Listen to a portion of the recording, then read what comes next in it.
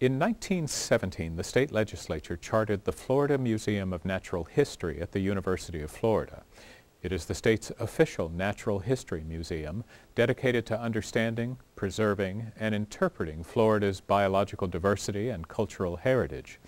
Today, it is home to more than 28 million fossils and specimens, helping us to understand our past and also helping us to understand our future. There's a lot to see and a lot to learn at the Florida Museum of Natural History. Millions of things, covering millions of years. Lessons on creatures and cultures lost long ago to the sweep of history, and those we can still learn from today firsthand. The story of our past, our present, and perhaps our future. But before we can learn from our history, we need to learn our history. Not an easy task when you're looking back 20 million years. Personally, I've just always been fascinated with things that are primitive and atavistic, and also things that are secret and mysterious, which is the way fossils are found. Typically, you have something that you don't understand what it is. It's not complete. It's part of a jigsaw puzzle. And that's what attracts scientists, I think, to, well, lots of aspects of science, but paleontology. It's just this big jigsaw puzzle, and most of the pieces are gone. You have to try and make sense of what's left. The museum is in a good position to do just that because of the extensive research it conducts in many scientific disciplines and shares in its permanent exhibits. This museum is unique because we have about 28 million scientific specimens and objects, artifacts in our collections, and that puts us right up there with the American Museum of Natural History, the Smithsonian, the top four or five natural history museums in the United States of America. So our scientists are doing research. We have these vast collections. We have a really large and well-known research and collections program at the museum, most of which is behind the scenes.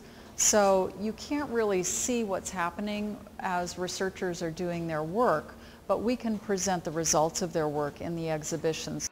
There are a lot of results to display, at least in part because of Florida's unique physical environment and the fossilized secrets it keeps. Florida is especially good for some of these things because, largely because of the sinkholes, because of the karst topography, where you have these holes in the ground all over the place that act either as traps for living animals or just sort of as drain traps, if you will, for dead animals or fragments of dead animals that get washed into these holes and covered up. And that is apparently what happened to this 2 million plus year old giant land sloth. This guy is called Eremotherium eomigrans. He's one of the larger ground sloths. He's getting up, to in the range of elephant size. He stands about 13 feet, and a number of these things have been found out in the Newberry area. They often would fall into sinkholes or caves, and because of their size, they just couldn't get out.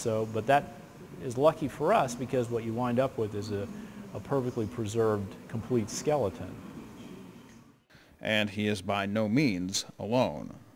The area we live in, North Central Florida, is actually a great area for finding fossils and is kind of a world center for paleontological research. In fact, just about everything every mounted skeleton in here is something that came from within 100 miles of the museum. The oldest fully mounted skeleton on the island is 20-odd million years ago. It's an oreodont, sort of like a primitive goat. It was found up near White Springs on the Swanee River, in the Swanee River. The big guy is a bear dog. It's called Amphision. And he's a little bit later on, but he's still pretty old for Florida. He's in the 20 million year range. And he's attacking a primitive horse, which is actually no bigger than that oreodont, no bigger than a medium-sized dog. The bird is one of the most interesting things on the island. This species walked up a few million years ago and wound up in Florida. It's called Titanus. It's mostly a steel sculpture because the remains that we've actually found of the creature are incomplete. They're scrappy, but they're definitely from a giant bird, a giant carnivorous bird. He's threatening a tapir, which is something else that's found in Florida, but originally evolved in South America. It is not only animal and plant life that has shaped our natural history, it is also people. The influential Calusa Indians lived in South Florida as far back as 4000 BC and were encountered by Spanish explorers in the 16th century. Some of their culture is recreated at the museum. Because the Spanish encountered them, we tend to know a lot more about the Calusa than we do some of the other Native American tribes that had since been absorbed or vanished before the arrival of the European Spanish. Certainly there's those records, both descriptive and in some cases with some sketches, tell us about the tattooing of the body, about the kinds of head ornaments and other objects that were worn. So there's less conjecture here than when, for example, in the museum we speak of the Timucua Indians who lived up in this part of Florida near Gainesville. The museum also has a lot to teach us about the biodiversity of the world we live in today, with faithful recreations of some distinctly Floridian natural environments. One of the things that we do a lot of at the museum is to create these full-scale dioramas or maybe immersion environments. This is one of my favorites. This is a Northwest Florida pitcher plant bog, and believe it or not, Florida is the worldwide center for pitcher plant biodiversity.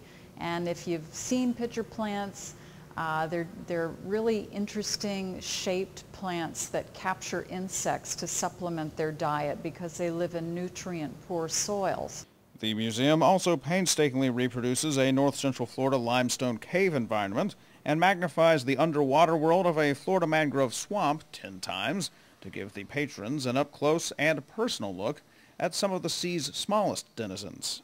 It's like walking into a three-dimensional microscopic vision of the underwater world here along the coast of Florida. The goal is to allow the exhibits to enrich lives by providing a deeper understanding of the world around us, both through permanent exhibits and visiting programs, many focusing on the world beyond Florida, like Amazon Voyage, Vicious Fishes, and other riches. As the museum's collection and body of research continues to grow, so does the museum's scope. No longer only relevant to Florida, it is now delving even deeper into the mysteries of the natural world. Our scientists are doing research. We have these vast collections. Many of the stuff, the materials in the collection comes not just from the southeastern United States and the Caribbean, but from all over the world. And I think what that does for us is it gives us an opportunity to move out beyond Florida story, which is primarily what our permanent exhibits are, and take a look at the whole issue of biodiversity from a global perspective. And as the museum increasingly considers the bigger biodiversity picture, Florida's role in the world's ecology becomes a little bit clearer. It's all part of that jigsaw puzzle that we are trying to put together with the pieces that we have. For County Update, I'm Alan Yetter.